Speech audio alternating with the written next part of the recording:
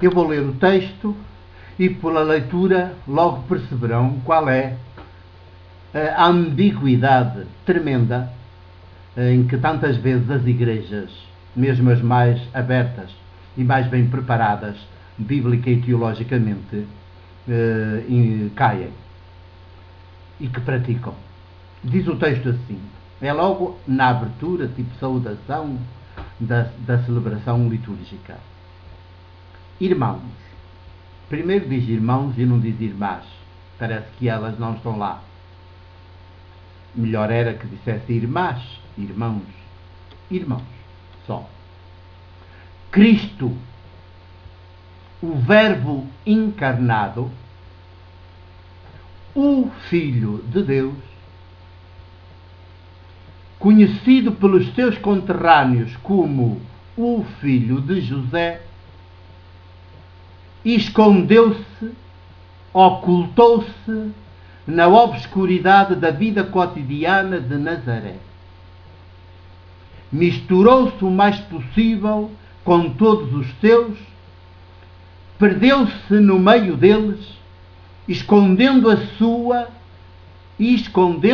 sua verdadeira personalidade, agindo em todas as circunstâncias exatamente como os seus parentes, como os seus vizinhos, como os outros habitantes da sua aldeia.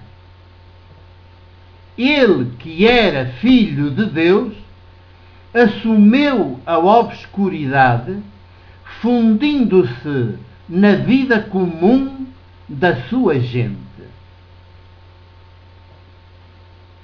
Acabou a leitura do texto. E isto põe os cabelos em pé. Porque eu sei de onde vem. E ainda mais os cabelos em pé me põem.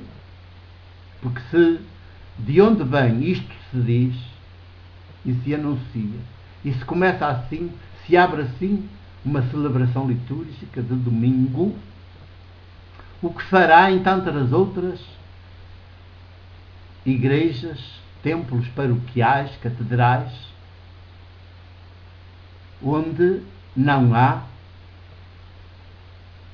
digamos, tanta garantia e tanto desenvolvimento e tanta preocupação e seriedade bíblica ou teológica como sei que há aqui. Vejam só, Cristo, com isto se começa. E aqui, e com este começo, aonde é que a gente chega? Cristo, e depois põe o Verbo encarnado. Estão a ver?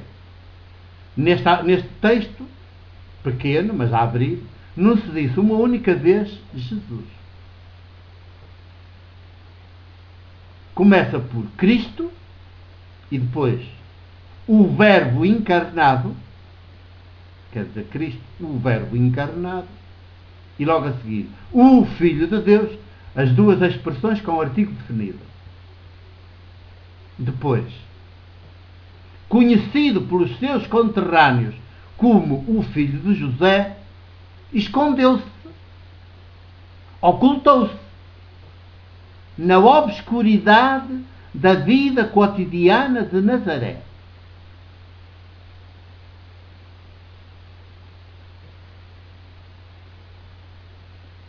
Escondeu a sua verdadeira personalidade. Isto até é indigno. Não está a falar de Jesus, certamente. Está a falar de Cristo, está bem?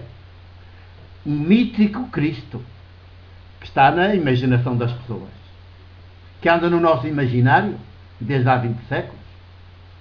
Mas é a palavra, como já lhes disse noutras conversas, a designação Cristo, o título Cristo, é muito mais antigo, já se usava muitos séculos antes de Jesus, o Filho de Maria, ter nascido.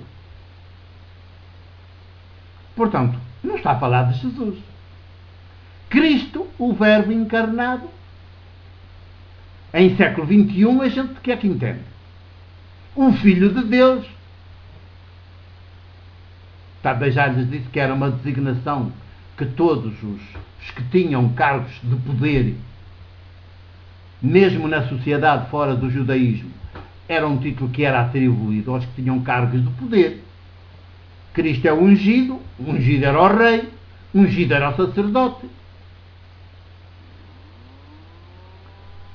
O Filho de Deus era um título que o imperador reclamava para si, o imperador de Roma, e até exigia culto público nas ruas do seu império. Não tem nada de Jesus.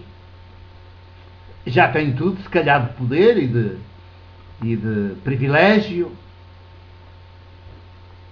E já está, se aqui está como palavra referenciada à teologia, portanto, na dimensão da fé, e quer falar de Deus, já está com uma concepção de Deus, parte de um pressuposto, de uma ideia pré-concebida de Deus, que é um Deus ídolo, que é um Deus que anda nas áreas do poder, e que depois, em vez de aparecer, de se nos manifestar, de se revelar tal e qual como é, andou ali a fintar a gente, escondeu-se, ocultou-se na obscuridade da vida cotidiana de Nazaré. Escondeu a sua verdadeira personalidade, quer dizer, é um fingido. Eles viam uma coisa, mas ele era outra. Anda aqui a jogar às escondidas com a gente, com a humanidade. Isto é sério. Isto pode dizer-se de Jesus, o filho de Maria. E depois, claro que aqui diz que os conterrâneos tinham como filho de José, mas esta é a versão do Evangelho de Lucas, como nós já vimos. Porque a versão mais antiga, e portanto historicamente mais próxima da ação e da vivência de Jesus, é a de Marcos. E não diz que é filho de José, diz que é o filho de Maria, e antes diz o carpinteiro. E não foi a fingir, não foi carpinteiro a fingir, nem foi o filho de Maria a fingir, um faz de conta, nem foi porque se escondeu aí, ou que se ocultou, que andou a esconder a sua verdadeira personalidade. Quer dizer, se Jesus não é a expressão visível de Deus invisível, então Jesus é um mentiroso.